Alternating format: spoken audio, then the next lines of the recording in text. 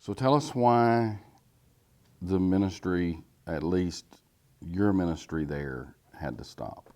I was diagnosed when I was in Thailand with a very aggressive form of brain cancer called glioblastoma multiforme.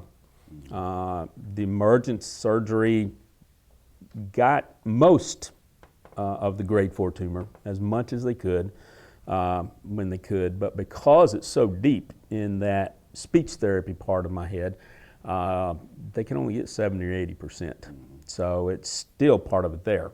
So there's really, you're not going to be able to return there.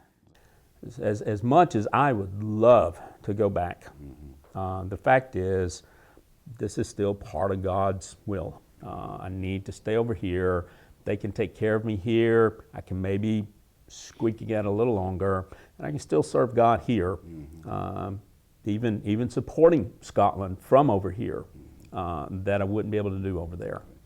So does that mean that's the end of the Scotland mission work? No. Brother Haygood can tell you about that. Yeah, I'll say this. Even though Alvin is not in Scotland, he is still part of the team Scotland, and will continue in that as long as possible.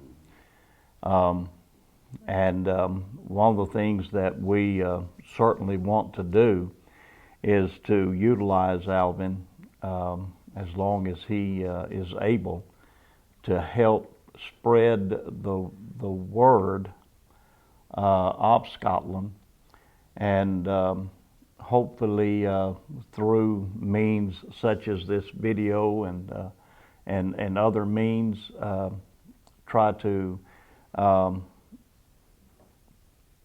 burden the heart of others who can go to Scotland and be a part of the ministry that we have going there.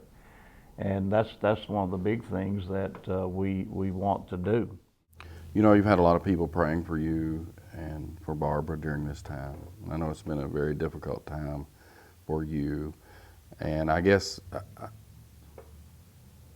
what are the things that you're needing from a financial standpoint? Well, the main one, not so many, there's two main ones. One of them is the finances. As I mentioned earlier, it's expensive over there. Fuel, gasoline per gallon is over $8 a gallon, which, you know, that makes me think of $3.50 a gallon here. I'm still thinking, man, it's cheap over here. Yeah. After being 7 years in it there.